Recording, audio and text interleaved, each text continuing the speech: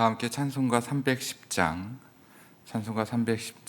하나님의 은혜로 함께 찬양하겠습니다. 찬송가 310장입니다.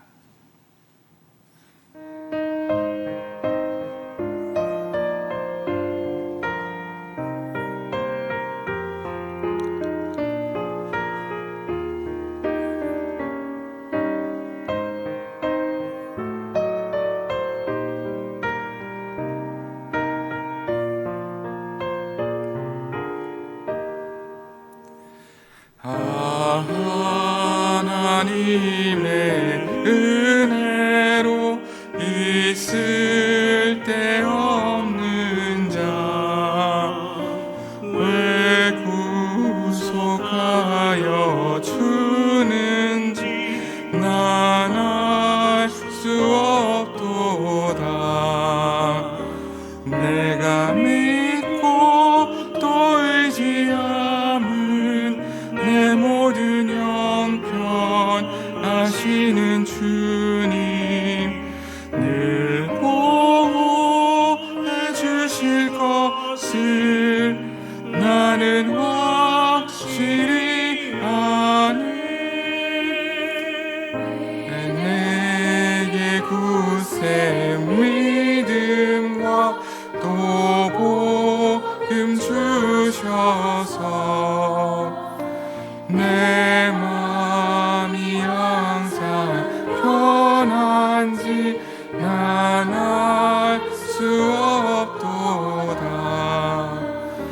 내가 믿고 또 의지함은 내 모든 형편 아시는 주님 늘 보호해 주실 것을 나는 확실히 아네.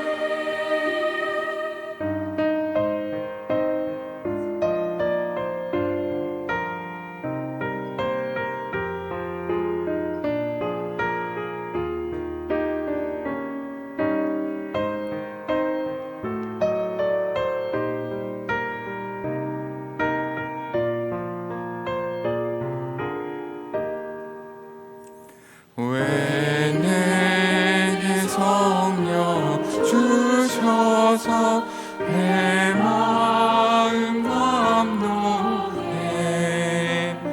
주 예수 믿게 하는지 난 알 수 없도다. 내가 믿고 또 의지함은 내 모든 형편 아시는 주님 늘 보호해 주실 것을 나는 확실히 아네. 주 언제 강림하실지 혹밤에 혹낮에 또 주님 만날 그것도 난 알 수 없도다. 내가 믿고 또 의지함은 내 모든 형편 아시는 주님 늘 보호해 주실 것을 나는 확실히 아네.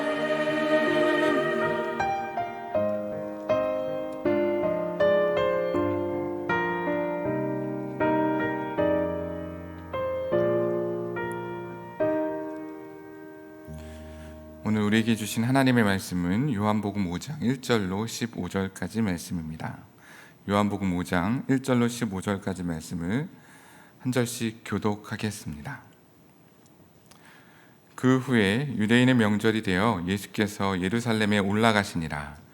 예루살렘에 있는 양문 곁에 히브리 말로 베데스다라 하는 못이 있는데 거기 행각 5이 있고 그 안에 많은 병자, 맹인, 다리 저는 사람, 혈기 많은 사람들이 누워 물이 움직임을 기다리니 이는 천사가 가끔 못에 내려와 물을 움직이게 하는데 움직인 후에 먼저 들어가는 자는 어떤 병에 걸렸든지 낫게 되밀어라. 거기 38해 된 병자가 있더라. 예수께서 그 누운 것을 보시고 병이 벌써 오랜 줄 아시고 이르시되 내가 낫고자 하느냐. 병자가 대답하되 주여 물이 움직일 때에 나를 못에 넣어주는 사람이 없어 내가 가는 동안에 다른 사람이 먼저 내려가나이다. 예수께서 이르시되 일어나 내 자리를 들고 걸어가라 하시니 그 사람이 곧 나아서 자리를 들고 걸어가니라. 이날은 안식일이니 유대인들이 병 나은 사람에게 이르되 안식일인데 내가 자리를 들고 가는 것이 옳지 아니하니라. 대답하되 나를 낫게 한 그가 자리를 들고 걸어가라 하더라 하니 그들이 묻되 너에게 자리를 들고 걸어가라 한 사람이 누구냐 하되 고침을 받은 사람은 그가 누구인지 알지 못하니 이는 거기 사람이 많으므로 예수께서 이미 피하셨음이라. 그 후에 예수께서 성전에서 그 사람을 만나 이르시되 보라 내가 나았으니 더 심한 것이 생기지 않게 다시는 죄를 범하지 말라 하시니 함께 읽겠습니다. 그 사람이 유대인들에게 가서 자기를 고친 이는 예수라 하니라. 아멘. 잠시 기도하겠습니다. 하나님 아버지, 오늘도 이 아침 주의 전에 나와 함께 기도하고 말씀으로 하루를 시작하게 하시니 감사합니다. 연약하고 부족한 나는 말씀하신 것을 기억하지 못하고 하나님의 뜻을 헤아리지 못하며 살았던 악하고 완악했던 모습들을 내려놓고 그 십자가의 은혜로 다시금 보좌 앞에 서게 되었습니다. 말씀하신 주님을 기대하고 사모하오니 성령 하나님께서 내 생각과 마음을 주장하시고 생명의 말씀으로 충만케 되는 은혜를 허락하여 주시옵소서. 함께 하실 주님을 기대하고 감사드리며 예수님의 이름으로 기도합니다. 아멘. 오늘 우리는 요한복음 5장 말씀을 함께 나누려고 합니다. 1절 말씀입니다. 그 후에 유대인의 명절이 되어 예수께서 예루살렘에 올라가시니라. 대부분 그 복음서에 나와 있을 때 어떤 명절인지에 대한 소개가 나와 있습니다. 다만 오늘은 유대인의 명절이란 표현으로 어떤 절기였는지는 설명하고 있지 않죠. 다만 유추해 볼 수 있는 여러 가지 단서들이 있는데요. 예수님께서 유월절을 지나 유대를 떠나셨고 사장 사마리아 여인을 도중에 만나셨던 것을 기억하고 보면 아마 추수하기 4개월 전이었다 해서 오순절이었을 거다라고 짐작할 수 있습니다. 이 오순절은 77절, 맥추절이라고도 하는데요. 6월절 둘째 날부터 7주를 계수하여 50일을 말하는 때입니다. 유대인의 절기는 대부분 그 농사와 연관되어 있습니다. 그들이 농사와 연관시킨 것은 이미 이 가나안 땅에 정착하면서 이 농경 생활했던 그들의 절기에 유대인들이 가지고 있는 독특한 의미들을 붙여서 함께 연결시켰기 때문이죠. 또 하나 이 오순절의 절기라고 유추해 볼 수 있는 것은 요한복음 7장은 초막절에 대한 이야기이고 11장과 11절은 유월절이 다시 등장합니다. 그러니 유월절과 초막절 사이에 다시 낄 수 있는 절기는 이 오순절이라고 보는 것이 합리적인 생각입니다. 절기 얘기는 따로 얘기할 건 없지만 실제로 이 오순절은 시내산의 언약이 체결하고 첫 열매를 감사하는 의미로 드리는 절기였습니다. 그래서 맥추절이라고도 합니다. 초막절은 수장절, 장막절이라고도 하는데 광야 생활을 기념하는 날이었고요. 유월절은 그들이 이제 출애굽하는 것을 기념하여 지키는 절기였습니다. 이런 절기에 그들은 예루살렘에 모였죠. 명절입니다. 우리도 다음 주에 민족 최대의 명절인 설이잖아요. 설하고 명절이라고 생각하면 우리는 이제 기대하게 되죠. 그리고 함께 나눔의 시간을 갖게 됩니다.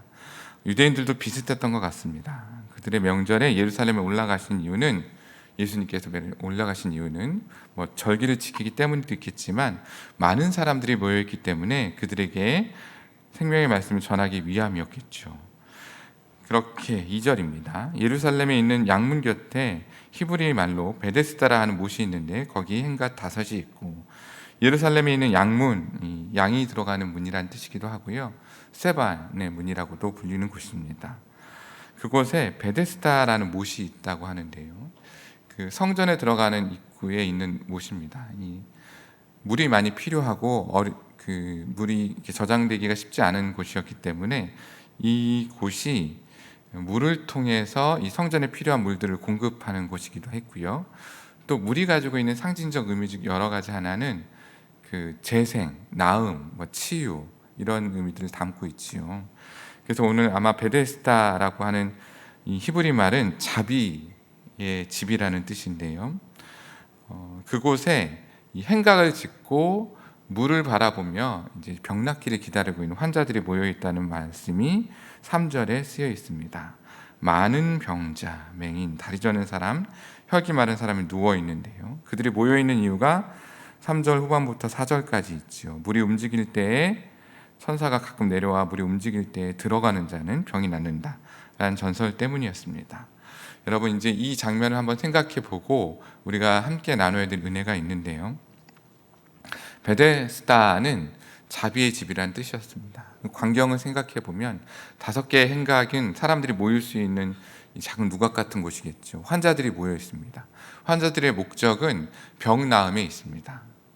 그러니까 병자들의 구원은 병이 낫게 되는 거겠죠. 그들은 그것에 희망을 가지고 모였을 겁니다. 이 연못이 움직일 때 들어가기만 하면 모든 병을 낫게 될 것이다. 그들의 기대를 가지고 모여있는 병자들은 서로의 눈치를 보게 될 겁니다. 자비의 집으로 서로를 돕고 하나님의 은혜를 나누는 것이 아니라 그들은 서로 내가 먼저 들어가야지라며 경쟁의 마음을 가지고 있을 것입니다. 실제로 이 38해 병든 자가 예수님의 질문에 그렇게 얘기하기도 하죠. 내가 들어갈 수 없었다 이러면서. 그러면 자비의 집이라는 표현인 베데스다가 실제로의 모습은 자비가 아니라 경쟁의 집이라고 보는 것이 타당할지 모르겠습니다. 그들은 서로의 병듦에 대한 관심보다는 누가 먼저 들어갈 거지에 대한 관심, 그러니 이 경쟁은 선착순의 원리가 지배되는 곳이기도 하지요. 어찌 보면 오늘날 우리의 삶의 모습일 수도 있겠습니다. 여러분, 누가 먼저 잘 사느냐, 누가 먼저 부자가 되고 성공하느냐, 우리 아이들은 이 경쟁 속에서 하루하루 살아가게 되고 사회가 그렇다고 다들 인정하고 받아들이죠. 그런 세상은 이 베데스다처럼 자비의 집이어야 하는데 사람들은 자기만을 생각하는 자기중심적 생각이 경쟁으로 몰아붙였던 것입니다. 그곳에 예수님이 찾아가신 겁니다. 사람들을 만나러 가신 그곳에, 생명의 말씀을 전하는 그곳에 많이 모여있는 성전이 아니라 이 자비가 필요한 병자들을 향해 먼저 예수님이 찾아가신 겁니다. 여러분, 우리는 예수님을 믿고 따르는 제자들이겠죠. 우리가 따라야 될 곳은 예수님이 가신 그곳, 어렵고 힘든 사람들이 모여있는 그곳이어야 하는 겁니다. 오늘 예수님께서 사마리아를 일부러 들리셔서 그 여인을 구원하셨던 것처럼 힘들고 젊고 연약한 자들을 향해 먼저 찾아가셨던 그 예수님의 걸음이 오늘 저와 여러분의 서야 있어야 될 자리인 줄 믿음으로 고백하는 시간 되시기를 주의 이름으로 축복합니다. 5절입니다. 거기 38에 된 병자가 있더라. 예수께서 그 누운 것을 보시고 병이 벌써 오랜 줄 아시고 이르시되 내가 낫고자 하느냐. 예수님이 연약한 자들 향해 찾아갔습니다. 그중 38에 된 병자였습니다. 38이라는 숫자에 어떤 상징적 의미가 따로 있진 않습니다. 다만 유추해 볼 수 있는 또 하나의 의미는 인간의 수고와 애씀을 다해도 어쩔 수 없었다라는 겁니다. 할 수 있는 모든 방법을 동원해도 더 이상 할 수 있는 것이 없던 병자였다는 뜻이죠. 그의 마지막 선택은 기적이었습니다. 천사가 물을 움직일 때 그 병을 나을 수 있을 거다라는 오직 한 가지의 희망을 가지고 그곳에 있었던 것이죠. 예수님이 그를 보시고 이야기합니다. 그가 오랜 줄 아시고, 예수님은 그가 얼마나 오래 그 병을 앓고 있었는지 그리고 그것을 보시고 아셨다라고 얘기하셨죠. 그리고 그가 가장 필요한 대답을 할 수 있는 질문, 내가 낫고자 하느냐, 이렇게 물으셨습니다. 그의 삶에 연못가에 처음 왔을 때의 희망과 기대가 아닌 오랜 시간 동안 아무도 날 돌보지 않았다는 냉소와 원망으로 바뀌어있던 그의 대답은 네, 낫고 싶습니다가 아니라 주여, 물이 움직일 때 나를 못에 넣어주는 사람이 없어 내가 가는 동안 다른 사람이 먼저 내려갑니다. 이렇게 얘기하는 겁니다. 변명과 원망이 그의 대답이었지요. 물론 그는 예수님이 누군지 몰랐을 겁니다. 그리고 그 질문의 의도는 너의 목적을 달성하기 위해 네가 할 수 있는 일이 무엇이냐라고 오해했던 것이죠. 실제로 예수님의 질문은 네가 진짜 바라는 것이 병을 낫는 것이냐라는 것이었습니다.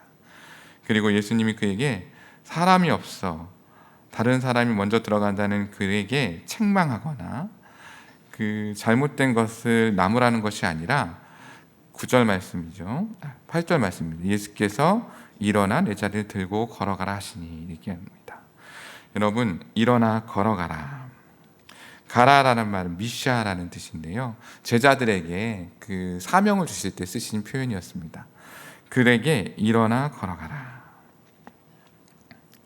거기 보면 일어나라는 표현이 있는데요. 이 일어나라는 이 표현은 부활이라는 말과 같은 뜻입니다. 그러니 38년 너희 수고하였음을 모두 해도 고칠 수 없는 그 막막한 상황에 다른 사람의 도움과 기적 같은 상황이 아닌 그냥 일어나라. 예수님의 말씀대로 행하기만 하면 됐던 겁니다. 9절이죠. 그 사람이 나아서 자리를 들고 걸어가니라. 이날은 안식일이니 일어나 스스로 일어나라.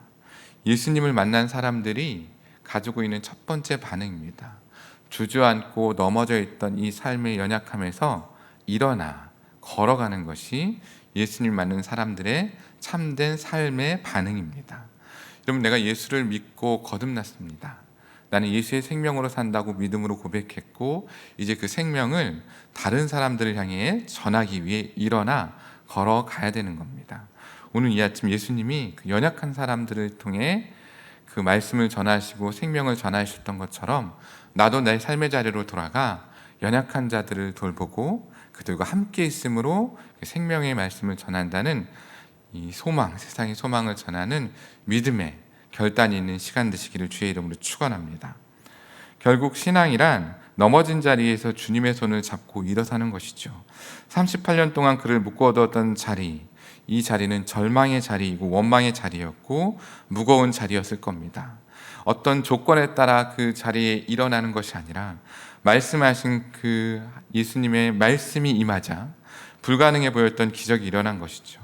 자리를 들고 걸어간 것입니다. 말씀의 능력은 여기에 있는 것이죠. 예수님을 진심으로 만나게 되면 그의 삶의 자리, 자기를 주저앉게 만들 수밖에 없고 어쩔 수 없이 누군가의 도움을 기대할 수밖에 없는 그 자리가 간증의 도구가 되어 들고 일어나게 된 것입니다. 문제는 여기서부터 일어납니다. 안식일이었더라라는 것. 10절부터 13절 말씀을 쭉 보면 유대인들은 병 나은 사람에게 안식일인데 내 자리를 들고 가는 것이 옳지 않다 얘기합니다. 여러분, 안식일의 규정을 그들이 얼마나 열심히 지켰냐면 안식일에는 실제로 전쟁 중에도 일하지 않았습니다. 이 물건을 들었다는 것이 일이거든요. 그리고 전쟁 중에 무기를 드는 건 상상할 수 없었죠. 실제로 알렉산더가 정복할 때 그의 그의 부하들과 싸움에서 안식일에 그 전쟁을 하지 않아 전멸당했다는 기록도 있습니다. 그러니 그들에게는 이 안식일을 지켜야 되는 이 율법이 가장 최선의 법이었습니다. 그런데 오늘 내일도 얘기하겠지만 실제로 안식일은요, 생명의 회복을 위해 하나님께서 우리에게 허락하신 쉼의 날이 회복의 시간이었습니다. 그러니까 본질은 생명의 회복에 있는데 이 생명의 회복, 다시 살아나는 병자의 일어난 일을 보는 것이 아니라 기적의 주체인 예수님을 보는 것이 아니라 그 일을 규정을 어겼다는 것을 나무라고 있는 것이죠. 그리고 그 병자에게 따지고 묻는 겁니다. 너 누가 이렇게 했냐? 난 누군지 모른다라고 얘기하는 것이죠. 여러분, 어찌 보면 신앙생활에 있어서 우리는 본질, 생명의 회복이라는 것보다는 규정의 열매여서 사람들에게 상처를 주거나 아프게 하거나 실족하게 하는 일이 오늘날에도 종종 있음을 우리는 알게 됩니다. 그러니 생각하지 않은 신앙, 본질을 잃어버린 종교의 열심은 오히려 독이 될 수도 있는 것이죠. 규정은 사람을 위해 있는 것인데 이 사람이 규정에 의해 존재하는 것처럼 본말이 전도된 현상이 오늘 이 본문 가운데 있는 겁니다. 살리는 일이 옳다는 것이 아니라 이 일을 행하는 것이 그르다라고 얘기하는 그들의 질책은 오늘날 우리의 신앙생활에 나도 그럴 수 있음을 한번 돌이켜보는 시간도 될 수 있습니다. 그러니 여러분, 신앙은 형식이 아니라 생명입니다. 종교는 우리에게 자꾸 해야 할 일을 강요하지만 예수님의 말씀은 이루신 일을 믿고 누리는 데 있습니다. 예수님이 이 땅에 우리와 함께 오셨고 연약한 자와 함께 하셨고 그들의 생명을 회복시키는 일을 말씀으로 이루셨습니다. 오늘 그 일을 믿고 고백하는 저와 여러분 되시기를 주의 이름으로 축원합니다. 14절 15절 말씀입니다. 그 예수께서 성전에 그 사람을 만나 이르시되 보라 내가 나왔으니 더 심한 것이 생기지 않게 다시는 죄를 범하지 말라 하시니 그 사람이 유대인에게 가서 그를 고친 예수라 하니라.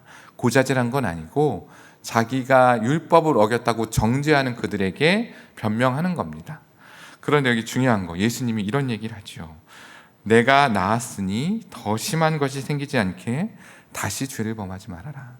여러분, 죄사함을 받은 기적과 같은 일이 내 믿음은 아닙니다.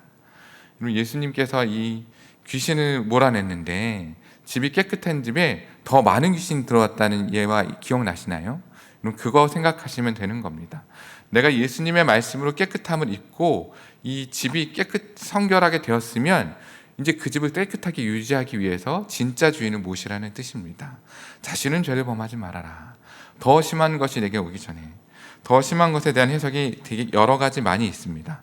가장 시급한 것은 더 심한 것, 더 큰 죄가 너를 더 어렵게 만들기 전에 진짜 주인을 모셔드려라. 예수님 영접하라는 뜻이겠죠. 육체의 건강보다 시급한 것은 하나님과의 관계 회복입니다.